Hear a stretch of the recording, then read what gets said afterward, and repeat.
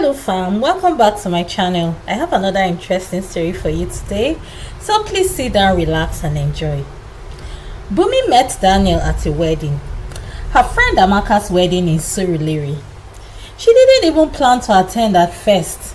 Her shoes were old and she wasn't in the mood for a crowd. But Amaka had insisted. I need my bestie on the dance floor, she said. So Bumi went. Daniel stood beside the groom, smartly dressed in the blue agbada, with a calm confidence that caught Bumi's eye. When he smiled, there was something genuine in it. No stress, no pretense, just peace. Later, during the reception, Daniel offered her a drink and complimented her gili. "Pink suits you," he said softly. Bumi smiled. "Thank you. You look good as well." They chatted, they danced.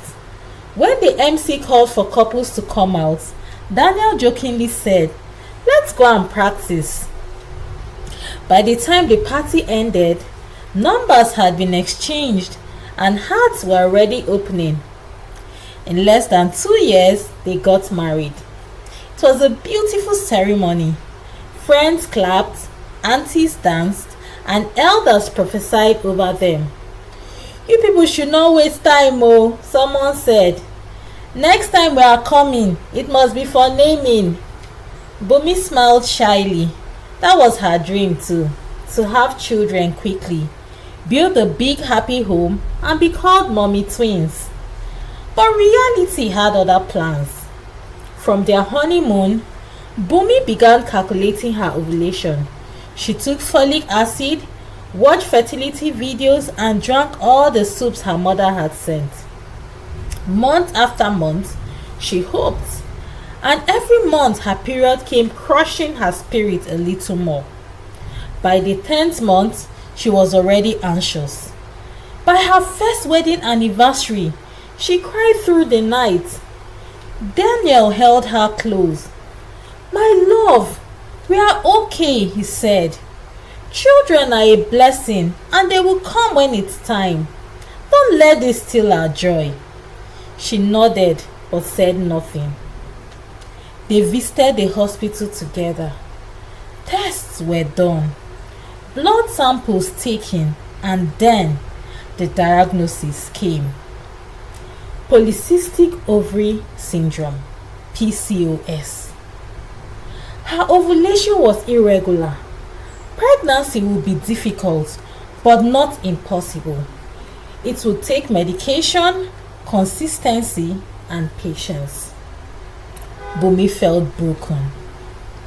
"I'm faulty," she told Daniel that night. "No," he said firmly. "You are my wife and I love you, child or no child." His words gave her peace, but only for a while. At first, it was subtle. Mama Daniel would call and say things like, "Hope you are taking those soups I told you about. That's what makes people get pregnant quickly, oh." Then she started bringing herbal drinks. Every Saturday, like clockwork, she would show up with a brown bottle. "This one is from a woman in Akure. Her daughter gave birth to triplets after using it." Bumi drank the first one. It tasted like burnt leaves and smelled like engine oil. She vomited all through the night. Still, Mama came again. "Just try," she would say. Soon, uncles and aunties joined. "What are you people waiting for?" one asked during Christmas. "You should not waste time." Even church members would randomly pray for her belly during altar calls. Bumi began to feel like a problem everyone was trying to solve. One Sunday, after service, a prophetess cornered her.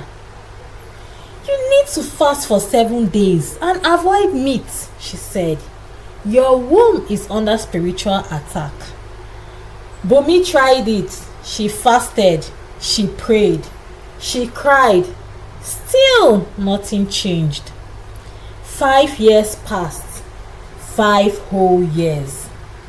In that time, she watched friends get married, get pregnant, and have second children. Her own friends had stopped asking. Even her social media page became dry. What would she post? Her husband's birthday? Another wedding anniversary with no baby bump? Even at work, her colleagues gossiped. No child yet, one whispered. Maybe she do something, oh, another one replied. The worst part, her mother-in-law's attitude turned cold. At a family function, Mama Daniel openly said, "Some women just like to enjoy marriage alone, as if we married you for fashion." Daniel turned to defend her, but Bumi had had enough. That night, she locked herself up in the bathroom and wept. "I'm tired," she whispered to her reflection. "I can't keep doing this." The next morning, over a quiet breakfast, she looked at her husband and said, "I want to leave this city, honestly. I'm tired." He looked up. "Leave Lagos?" "Yes, let's move. Somewhere peaceful. I need to breathe." Daniel studied her. He saw her pain, her strength, and her courage. "Okay," he said, "let's go." They moved to Ibadan, a quiet estate on the outskirts of the town, with green leaves and friendly neighbors. Life slowed down. Bumi joined a local women's group that made soap and crafts. She baked banana bread and learned to make fresh yogurt. Daniel worked remotely and took on logistic contracts within the city. They lived simply.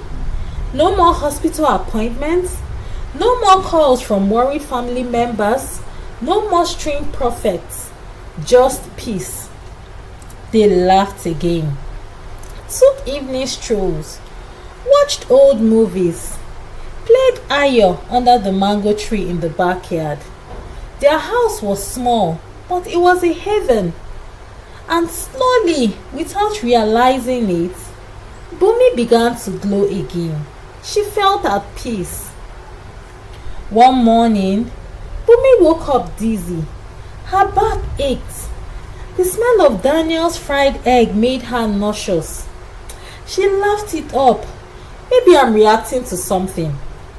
But when it happened again, Daniel insisted they went to the clinic. After the test, the nurse asked her to wait. The doctor walked in smiling. "Madam Bumi, congratulations, you are pregnant." Bumi blinked. "What?" "And not just that, it's twins." Time stood still. Daniel grabbed her hand.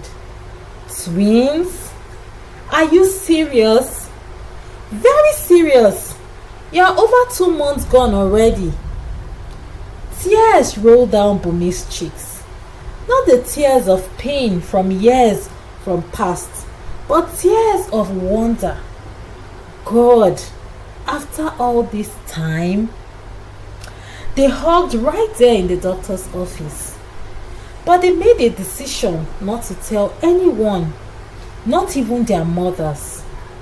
This was their miracle, and they didn't want to share it with anyone who had once mocked them.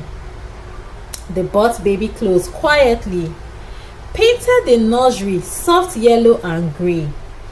They hired an elderly midwife, Mama Tola, from the neighborhood. She was calm, wise, and gentle. She treated Bumi like her own daughter. When the labor started, it was intense. But with Daniel by her side and Mama Tola guiding her, Bumi gave birth to 2 perfect babies, a boy and a girl. Their home was filled with baby cries, lullabies, and soft footsteps of a new beginning. It didn't take long for word to reach their family. Bumi gave birth to twins. How come? Why are we just knowing about this? Phones began buzzing. Mama Daniel called, "My grandchildren, I'm coming tomorrow." Daniel answered, "Mama, thank you, but we are okay. We've made arrangements." "You want to hide my grandchildren from me?" "No, Mama, we just want peace. We'll visit when the time is right." Mama fumed. Uncle sent messages. Even church elders begged. But Daniel and Bumi stood firm. This was their season of joy, and they weren't letting anyone stress them. Years passed. Bumi had 2 more children. She became an advocate for women dealing with infertility and PCOS. She spoke at women's conferences, church events, and online webinars. She told her story with grace, never with bitterness. One day, a young woman walked up to her after an event. "Auntie Bumi, I'm in my 2nd year of marriage. No child. The pressure is killing me. What do I do, ma?" Bumi took her hands gently. "Leave," she said. "Love your husband. Build your peace. Children will come. And even if they don't, your life is still worthy." The girl wept and hugged her tightly. One December, Bumi and Daniel decided to visit Lagos. Their children were older now. When they got to Mama Daniel's house, the old woman rushed out, wiping her eyes. "My grandchildren!" She hugged them all. She held Bumi's hand. "I was harsh to you," she said quietly. "I was afraid, but you were strong. Forgive me." Bumi smiled. "We've all grown, Mama. That's what matters." They spent Christmas together, this time with peace, laughter, and no pressure. Bumi's journey was long, from joyful expectation to silent suffering, from bitter herbs to the taste of motherhood. But in the end, she didn't just have children. She reclaimed her joy. She built peace. She proved that a woman's worth is not tied to her womb, but to her courage. Her victory was not loud, but it was strong. It was beautiful. And above all, it was hers. Thank you, my dear viewers, for listening. I hope you enjoyed this story. Please tell me in the comment section what part of the story you enjoyed the most. And please like, subscribe, and share. Until I come your way again next time with another beautiful story. Bye.